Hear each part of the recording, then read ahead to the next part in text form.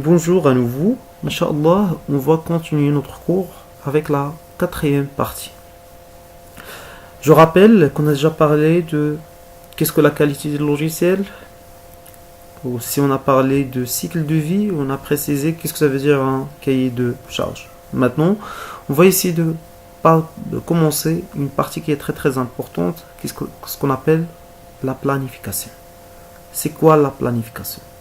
Alors une fois qu'on a bien analysé nos besoins, et une fois qu'on a bien décomposé tous les trucs qu'on y a besoin, maintenant on commence une partie qui est très importante. C'est ce qu'on appelle la planification. Alors d'une manière générale, c'est quoi la planification? La planification, c'est l'enchaînement des différentes activités d'un projet. C'est-à-dire quelle est la première chose que nous devons faire, après avec quelle partie on peut y aller, donc quelles sont les tâches que nous devons réaliser. En précisant la durée et l'effort de chaque activité. Et de même de connaître les dépendances, c'est-à-dire cette tâche, on ne peut pas le commencer si seulement si on a terminé par exemple la tâche C. Et de même le temps de répartition, c'est-à-dire connaître le budget que je dois assurer, donc ça on peut le conclure à partir de la planification, et de même connaître toutes les données qu'on ne pouvons avoir. Alors d'une manière très simple, planifier c'est quoi? Donc planifier c'est décomposer le projet en tâches, estimer les tâches en jours ou bien en heures, et déterminer les contraintes entre les tâches, identifier bien sûr les ressources, avoir les scénarios pour chaque résultat et avoir un planning de tâches. Donc ça, c'est ce qu'on peut dire avec le terme planification. Parmi les méthodes qu'on peut utiliser pour réaliser cette planification, il y en a ce qu'on appelle la méthode diagramme de Peart. Il y en a une autre méthode, c'est diagramme de Gantt. D'autres appellent par exemple diagramme de Peart par réseau de Peart, car réellement ce qu'on va créer en fin de compte, un réseau et non pas un diagramme. Mais grosso modo, donc il y en a diagramme de Peart, diagramme de Gantt, ou bien diagramme ou bien réseau de Peart. Alors, tout simplement, par exemple, on va essayer de parler à cette partie, par exemple, donc design, métier de processus. Donc ça, ce sont des tâches, c'est-à-dire un projet, c'est bon. Et je dois déterminer les tâches, donc il y a des tâches de A jusqu'à G. Pour chaque tâche, on va déterminer les dépendances, ou bien les tâches antérieures, ou bien les tâches précédentes, c'est-à-dire qu'est-ce que je dois réaliser avant de faire cette tâche. Donc, par exemple, la première tâche, c'est la tâche A. Après, on ne va pas parler du nom de cette tâche, donc on va parler de la tâche A. Je rappelle que le diagramme que vous avez devant vous, ce n'est pas le diagramme que représente cette table. C'est juste à titre d'exemple pour connaître ce que ça veut dire un diagramme. Alors, pour le design, donc normalement, donc c'est le design de métier, de processus. Donc ça, c'est la tâche A. Cette tâche va prendre 3 jours. Il n'est dépendant d'aucune autre tâche. C'est-à-dire, je peux le commencer directement. Donc ça sera dans le premier niveau, c'est la tâche A. Après, c'est-à-dire la rédaction des spécifications fonctionnelles, je ne peux pas le faire jusqu'à la fin de la tâche A. Donc ça, c'est le deuxième niveau. Je peux réaliser même un tableau de niveau qui contient niveau 1, niveau 2, niveau 3, ainsi de suite. Et dans chaque niveau, on peut préciser quelles sont les tâches que je dois avoir.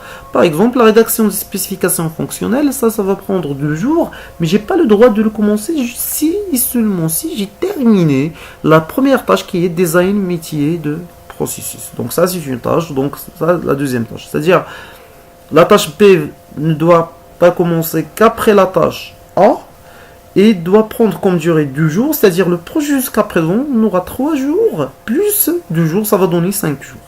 Une fois qu'on a terminé la tâche B, cela veut dire que je dois commencer la tâche C.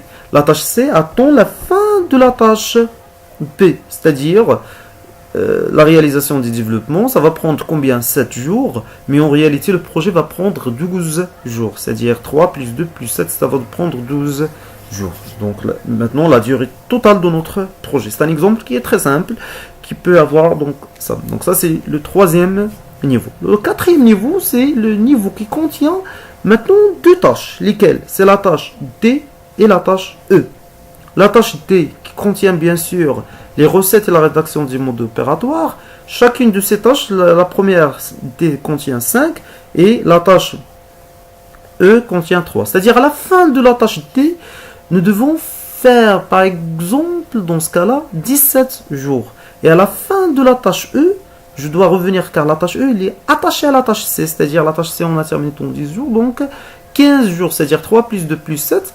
On ne va pas calculer la tâche D car elles sont parallèles. Et une fois qu'on a terminé la tâche C, donc il y en a deux équipes qui commencent à travailler. Donc il y en a ces deux trucs. Donc bien sûr, ça va donner presque 15 jours. Donc à la fin de la tâche D, je dois avoir 17 jours. À la fin de la tâche E, je dois avoir 15 jours. Donc je vais prendre au maximum la tâche D, c'est 17 jours. C'est-à-dire le projet jusqu'à présent va prendre 17 jours. On ne va pas ajouter 3 jours de la tâche E car ils sont en parallèle.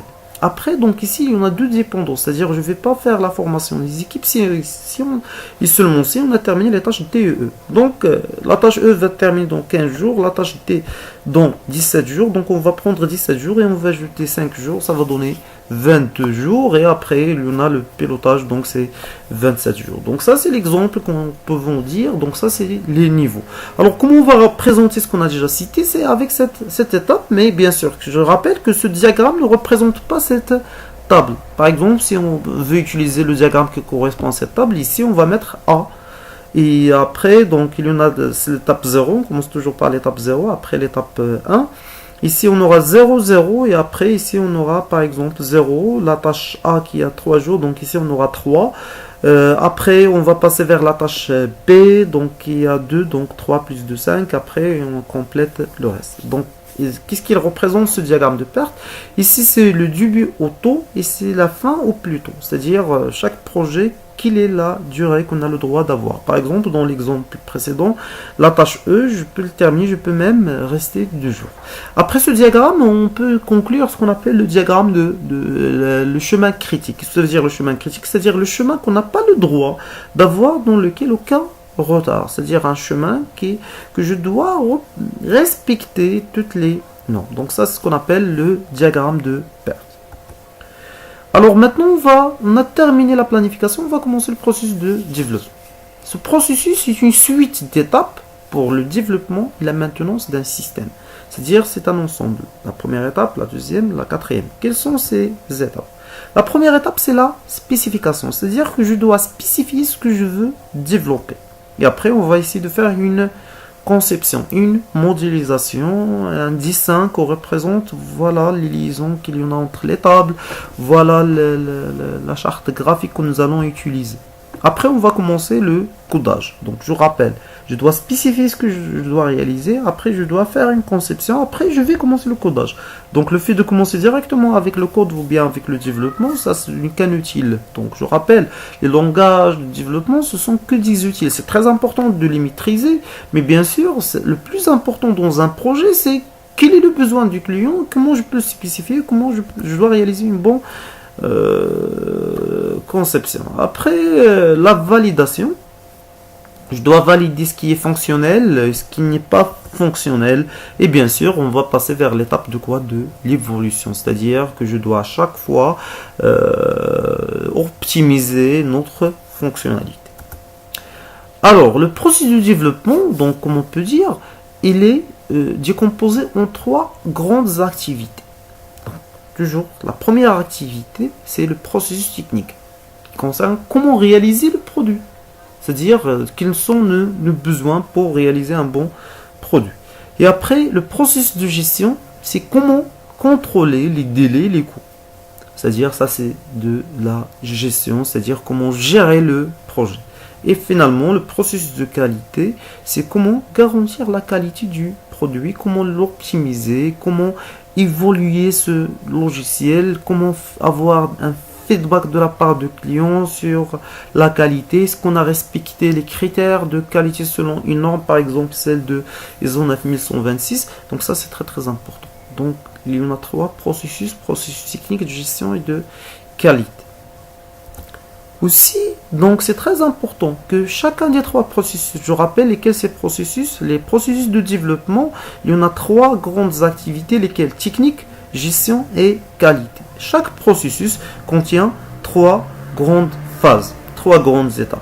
La prévision, les estimations, après suivi et contrôle.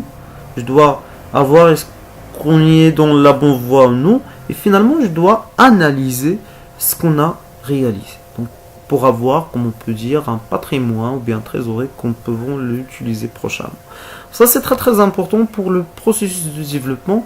Il y en a 3 grandes activités: technique, gestion, qualité. Chacune contient 3 phases: prévision, suivi, contrôle et l'analyse. Donc c'est comme ça qu'on peut dire. Et voilà, en fin de compte, quelques bonnes pratiques pour le développement.